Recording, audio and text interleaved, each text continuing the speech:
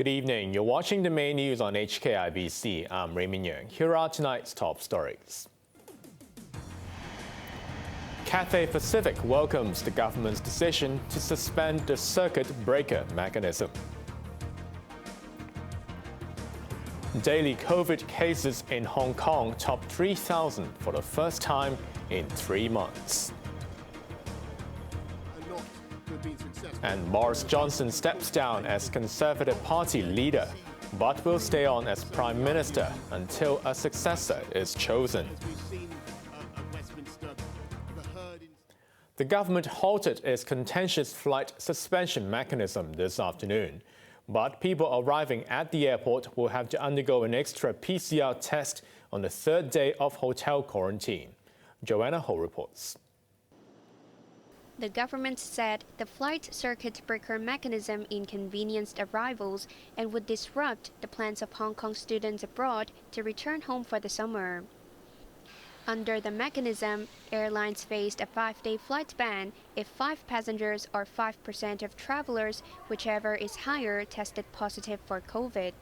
At least 100 flights were grounded so far this year.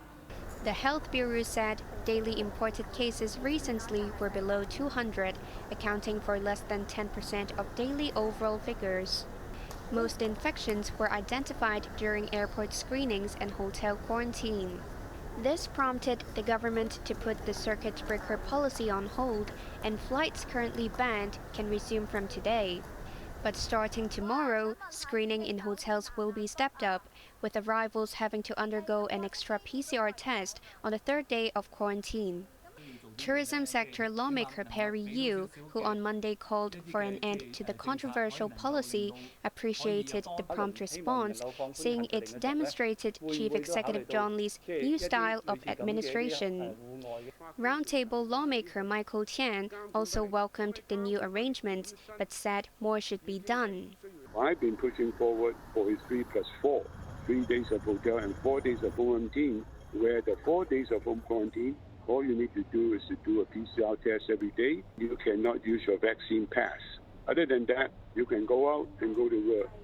Hong Kong's flagship carrier, Cathay Pacific Airways, also welcomed the government move and pledged more passenger and cargo flights. Joanna Ho, HKIBC. New COVID cases in Hong Kong have climbed past 3,000. Health officials fear that the city's hospitals would be under pressure if infections keep rising. Macy Mock reports. COVID cases in Hong Kong have been rising, reaching 3,028 today, the highest since April the 5th. They included 172 imported infections. The virus claimed 1 life. 而家嘅趨勢嚟講，其實都係上升緊嘅。 Chuang Shuk-kwon, who heads the Communicable Disease Branch, acknowledged the upward trend. She warned that daily cases could reach 6,000 over the next 2 weeks. This would put pressure on the public healthcare system. But Chuang refused to say if a 6th wave has begun. Health officials have noticed that more people have contracted the highly transmissible Omicron subvariants, BA.4 or BA.5, with 17 new cases today. Although the subvariants only account for 1% of Hong Kong's infections, officials will closely monitor its development. Chuang said people who fall ill should see a doctor and take a second COVID test even if their self-administered test returns a negative result. Meanwhile, 6 more patients and a nurse at the Alice Ho Mew Ling Nethersall Hospital have been infected after another patient tested positive on Monday. The hospital is investigating to see whether the cases are linked. Maisie Mock, HKIBC. On the mainland, COVID cases have rebounded, with infections in Shanghai reaching a 1-month high. Beijing is on high alert after detecting a highly transmissible subvariant for the first time. Chloe Fong reports.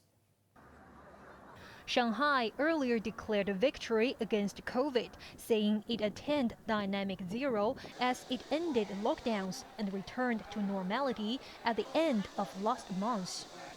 But the joy may have been premature, as new cases reached a 1-month high of 52 yesterday. 2 cases were detected outside quarantine facilities.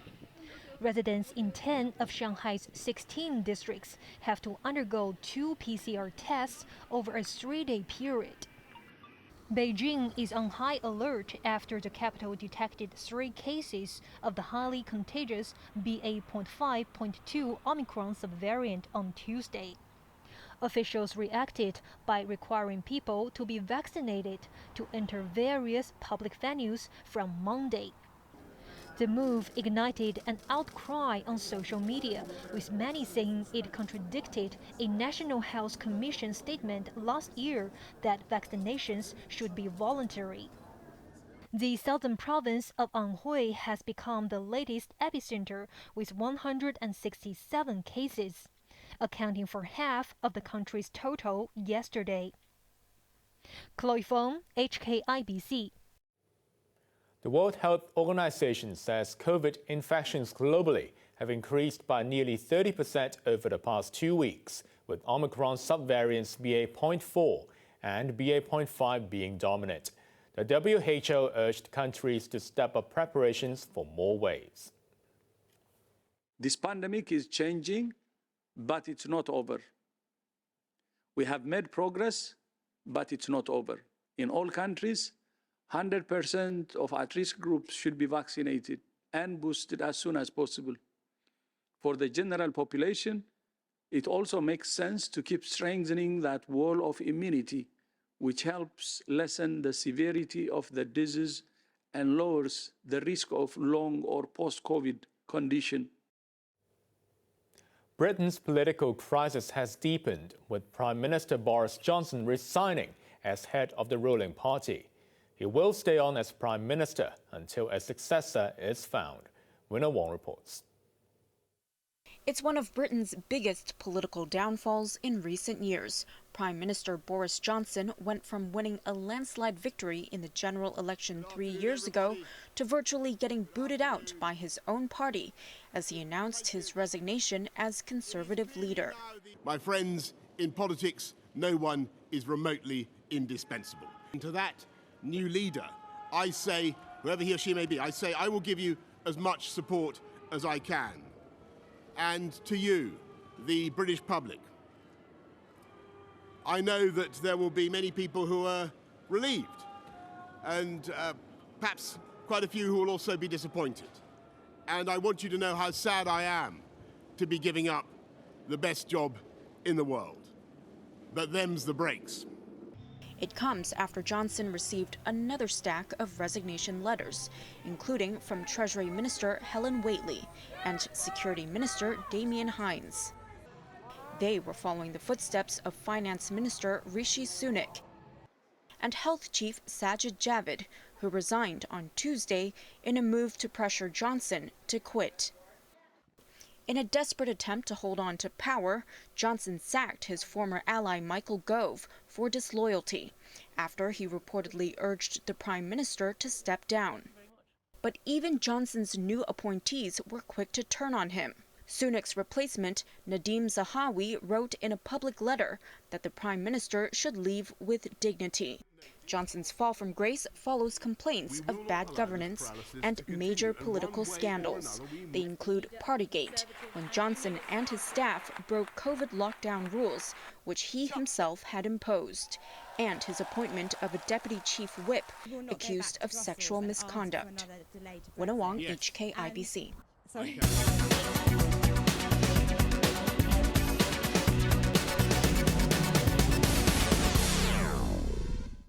The Hang Seng Index switched gears and reversed early losses to close slightly higher today.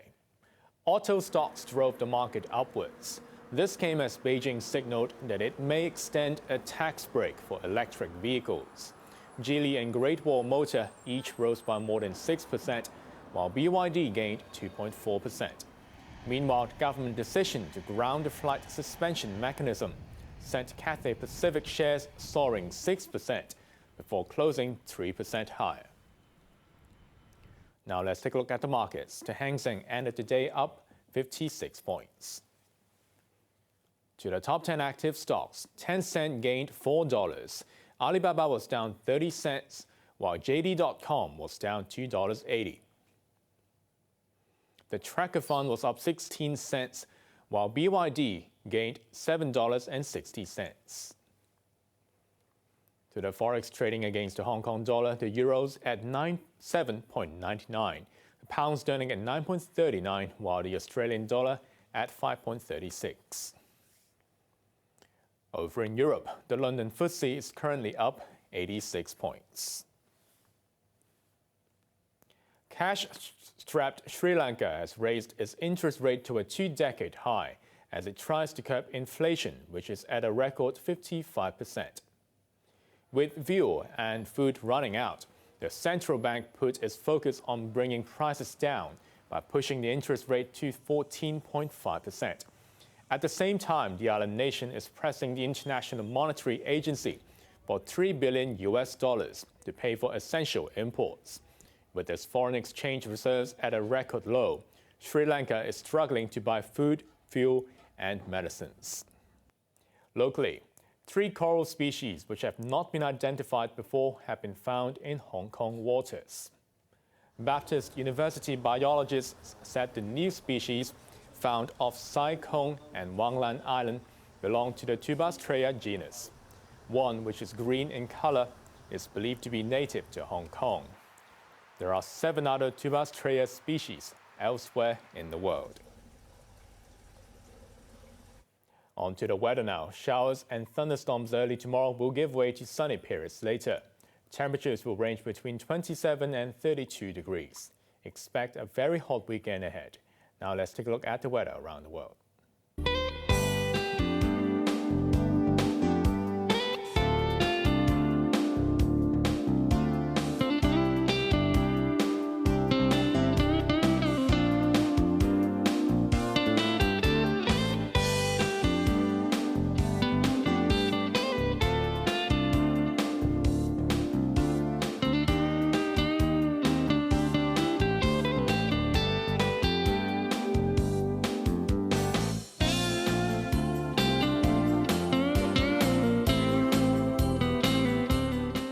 That's our main news for Thursday night. Join us for more news at 11. I'm Raymond Yeung. Thanks for watching.